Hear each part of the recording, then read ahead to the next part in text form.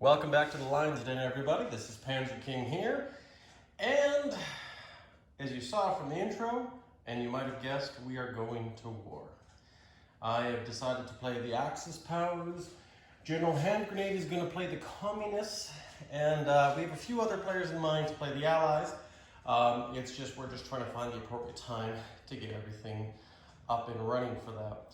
Anyways, though, tonight I'm just going to go briefly over my turn and what I have planned for Germany and Japan. But I want to go over one thing before we even talk about that first, and that is the expansions that we're going to play in this game, which is going to last quite a while. We have decided to play Minorities at War, Turkey at War, the Africa Corps, the Elite of the Soviet Union, Canada at War, the Elite of the Third Reich, and Latin America at War. And this is the big one here. I'm sure a lot of you are interested to see how it's played. General Hand Grenade and I both decided that, you know what, let's give it a whirl. We'll see. Currently, right now, I actually have some pieces being painted in my backyard right now, just to get the South American Latin War expansion up to snuff. There's some pieces that are already there, but you can see right now there's a few pieces missing, and hopefully by tomorrow I'll get everything all fixed up for it. But I am excited to play this. This looks very interesting. You might notice some white chips on there right now, just because we don't have the Pro-Axis, Pro-Allies, Soviet Q chips, like all that stuff right now. So we just put the white chips on there for the neutral nations.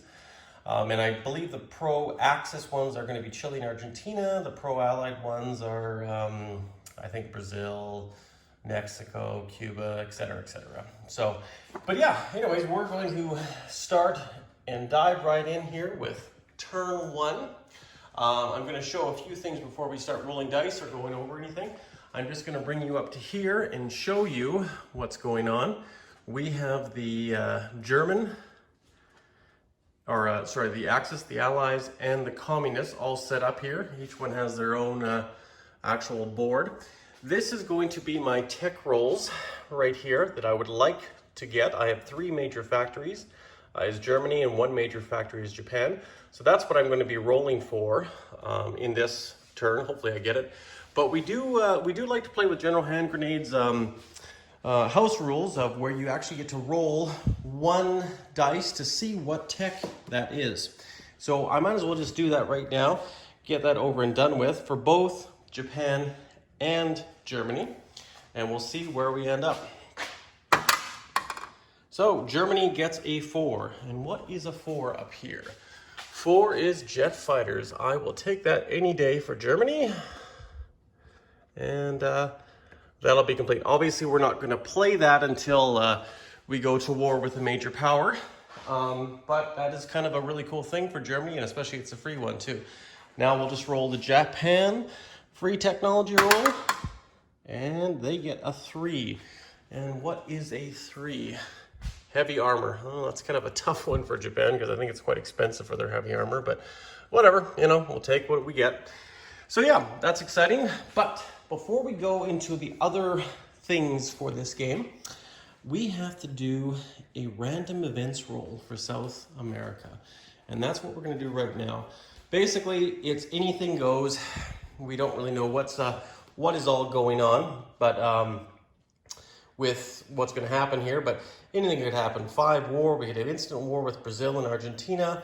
We could have an Axis coup, Japanese influence. If you could roll a 9, where they'll get a free submarine base, you know, on and on and on and on.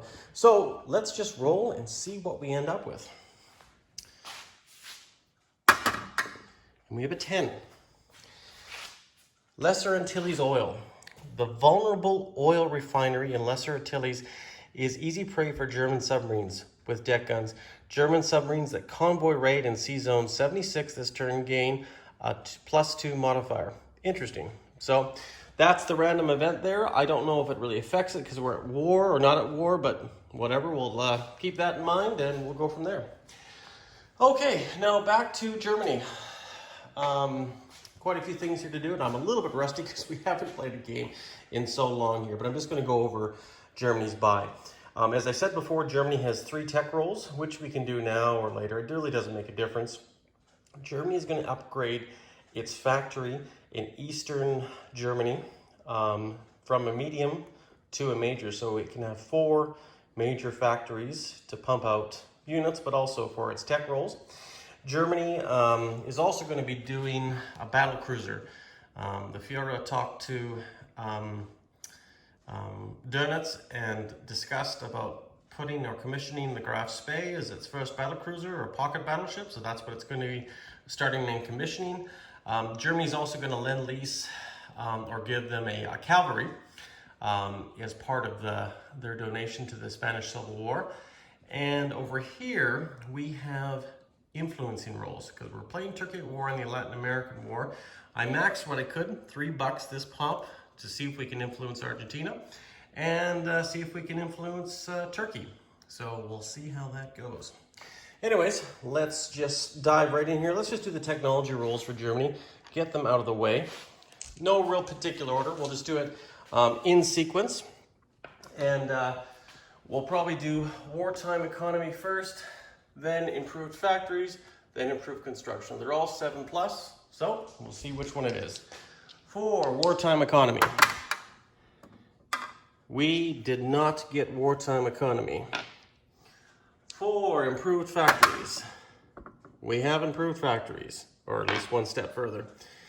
And for improved construction, we did not get that, but well, I guess 1 out of 3 isn't bad. So we'll move to the first stage there, and we'll go from there.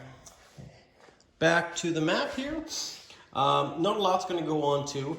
There is one attack move, non-combat move, however you like to phrase it. In my opinion, it's a non-combat movement, but regardless, we're going to annex Austria. So we are sending the 6th German Infantry Division into Austria to annex the country, and you can see that by its arrow indicating right there. There's also some non-combat movements here. We are taking U-571 out from Germany here because it can move forward with naval movement there. It can move out here to Sea Zone 8 off the coast of Labrador. And the Führer has a special mission for the Kriegsmarine. It's taking their transport here, picking up a troop and infantry in Western Germany and bringing it out here just off the coast of Iceland for a secret mission. Who knows where? I guess we'll see where that ends up.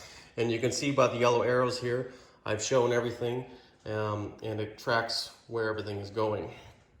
And that being said, let's just do our influencing roles right here. I believe Argentina, if you spend $2, well, we're trying to influence Argentina. If you spend $2, you either get a 2 or less. So if you roll a 2 or 1, we make it. But we're actually spending $3 right there. Hopefully it's a good investment. And we'll see if we can influence Argentina to the Axis side this turn. Here goes nothing. And we got 10. It's close to a 2, but we didn't do anything with that one. So that is done. That was kind of a waste. And of course, now we have to influence Turkey. So for $2 there. Now I do believe, I thought it was a 4 or less. I could be wrong, but let's just roll it anyways, and then we'll go see what happens. I doubt we're going to be in the low numbers, just knowing Germany's luck here, but we'll see. So we're at a 9. So obviously we didn't influence Turkey right there. So there's $5 right down the tube. Unfortunate, but you know what? That's the way it is. The war is early, and you never know how things are going to go. That being said, like I said, we've moved the ships out there into the Atlantic. We are going to annex Austria, and I'll move that on the board accordingly. Actually, we can do that right now. We're going to take the Austrian rondel off and the Austrian men, and we will put the German Nazi symbol on there because they have wanted to add that to the Reich for many years, and now they have finally moved in and grabbed that.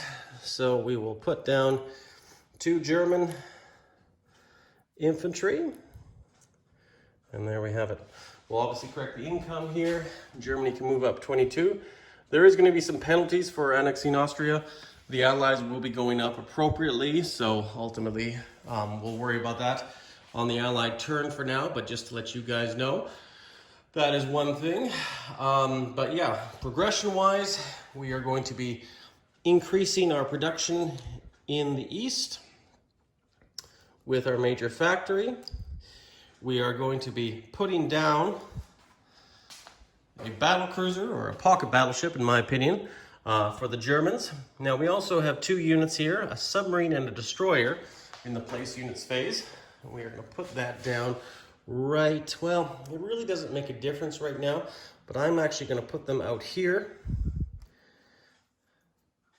for my future movements. It'll just be a little bit easier for me for what I want to do and what I have planned.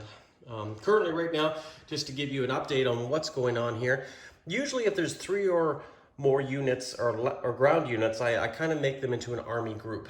So right now you see in Germany here, we have Manstein commanding the 12th Army Group, Rundstedt commanding the 7th in Berlin, and we have Kleist commanding the 4th there in Western Germany. And you can scroll over here and see what's in each one of those. Air Force, troops, planes, everything. So I've done that a little bit separately just to add a bit of flavor. I'm not really sold so far on these actual high flight stands. I think I've actually have something different in the works right now, but for now I think I'm not opposed to it. It just gives me something to do because, as you can see, a lot of these land spaces here are very small and it's hard to put everything there. So I figured if I'm going to move stuff around, I can just easily move them from plaque to plaque and back and forth. So anyways, that being Germany right now, that is what they have done. So the German role is done. We have not influenced very well. We have not got a lot of technologies. We have done Anschluss and taken Austria back. And that being said, I think we're done. We are going to lend lease that cavalry to Spain, but let's do that combat sequence right now and that movement from Morocco, Spanish Morocco, and just resolve that right now. I've already talked to General Hand Grenade. I'm going to roll for the Republicans in his stead. So what we're going to do right now is we're just going to take our dice. We have a cavalry, infantry, and a artillery that are all going to be stepped down one because they are going to go into a mountain territory. These guys are all going down from 3 to 1. I believe the artillery still does get first strike. I could be wrong, but I don't think they're going to be big hitters with 2 or less. And then of course we have the fighter, which I'm counting on to make up the difference here. So the fighter will be green and the other 3 will be black. Actually, what I'll probably do here is make the artillery orange, just so we know which one that is if they do get first strike. So we had a hit on one of the blacks, so it doesn't really matter. All we need is 1 hit. And then we'll go over here to our defending board. They are defending with 1, so 4 or less. Let's see what they do. And they have got a 6. So no casualties for the Nationalists here. They will move on in here and take this territory. It's usually my common strategy is taking this territory up here in the north, just to help even out the spaces in the national effort to win the war. That being said, actually we'll grab a rondel for the Nationalists, and we will put that down right here. And then we'll also complete its movement. This transport and cruiser will be coming up here and bringing with them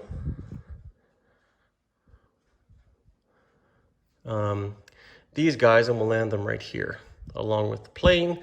And of course, all of the infantry units class will go into that zone. Actually, pardon me, I think they've gone too far. That's the limit of that zone right there. So that is complete. Now, with that being said, they get a recruitment roll. And that recruitment roll is going to be 3 or less, because they have 3 territories in Spain, and each one of those territories gives them a number on a 12-sided dice. So let's roll, see what they get. If they can roll a 3 or less, they will get either the option of 2 militia or 2 infantry. And a little bit shaky, but it's a 4, so they don't get it. But all in all, that's pretty good. They've moved in, taken a bit of territory away from the Republicans, and yeah, we'll see how everything favors for them here in the future. I'm sure the Republicans are going to attack again, but we'll see what happens and where they end up moving. That being said, we'll collect Germany's income, which will be 22 bucks right there on the Axis side here, and go over to, because Germany's actually done everything that they have, no movements, to Japan's turn. Now normally it's Russia's turn next, but Russia's not going to be doing any attacking. It's not going to be influencing anything with Japan. I've already talked to General Hand Grenade about that. So we're just going to look at what Japan's intentions are. Not much this turn. Last time I played Japan, I attacked China right off the bat.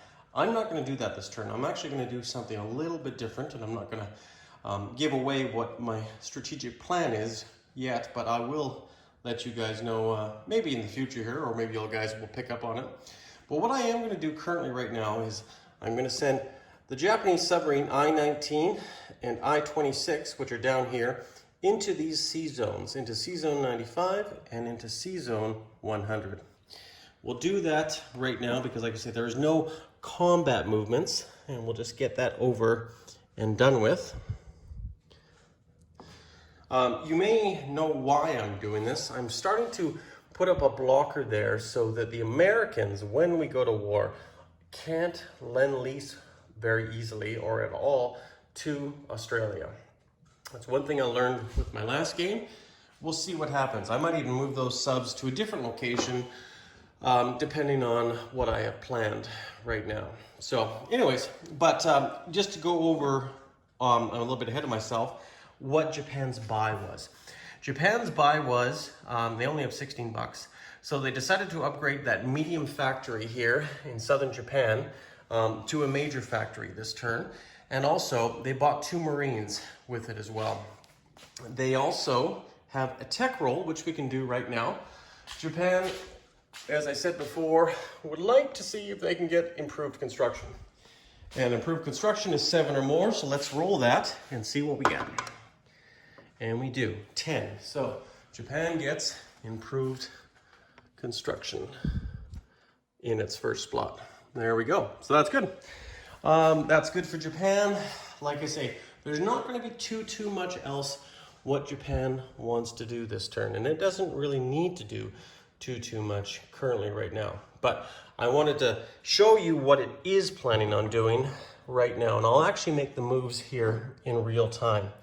We're actually going to be taking these 3 transports off here, and they're going to be maxing out what they can. They're going to be taking as many infantry as they can. So they're going to clean up the 3 on the mainland, and they're actually going to clean up the 3 here, here, and here, and we're going to take them down here to the Hainan Island. So that's going to be a total of 1, 2, 3, 4, 5, 6 infantry totally.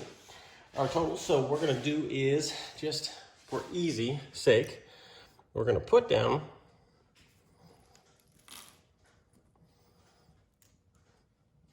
that guy right there. Now, of course, those 3 transports are going to stay there. This transport's going to come back. Gives me some options here, moving that many men south. I have thought about this, and it's kind of interesting. You guys have probably heard of the Dutch pancake movement. We also have seen a conventional attack with China, even a possibility move on Australia, or even a possibility to attack India. This right here gives me some of those options in the early start right now. So we'll see how that goes. I'm also going to move most or bulk of my Air Force down there as well. Like I say, we're not doing any attack movements here. Japan is actually going to be quite peaceful in this first round here. And not to setting alarms off, it's going to leave most of its Navy at home. It'll probably just move some of these ships back here, because right now Japan is at peace with everybody. It has no warring neighbors. And yeah, so that's pretty much going to be my turn. We have moved some submarines out to the Pacific. We've moved some forces to the south, off Formosa there. And we have completed my first turn for the first few Axis powers. Italy's turn will still be coming, but I just wanted to do a general overview of what my turn is, show you some real-time dice play, and go from there. You can see now on the building queue right here, we are playing Canada at war. These German subs, that one there does not get placed until we're at war. And also over here, we have another building queue that represents the Americans and Japanese for the most part. And you can see, did not spend any money to move them along. I would have liked to, but didn't have enough money. And these ones here are not going to be placed until Japan is at war with a major power, most likely the United States. So, just a little overview there. And I'll just spend a few minutes just to finish up this video talking about what you see in front of you. You might notice we put General Hand Grenade's naval facilities all over the map. Love them. I want to buy them myself. Just don't have the funds or the finances right now. As of course everybody knows in this game, you know, you can spend so much on this game and still feel that you've spent nothing, right? So anyways, I'm happy about the progress here. I wish we could have influenced stuff right off the bat, but you know what? That's why I love this game. Every time you play this, it's always different. And forgive the lack of units here on South America. I think by the next time we do a video here, you'll see the updated version, everything. And we might even see a few countries being influenced by the other nations here. You can see my neutral ships and Hindenburg and the Graf Zeppelin over here, over Africa, just doing their tours.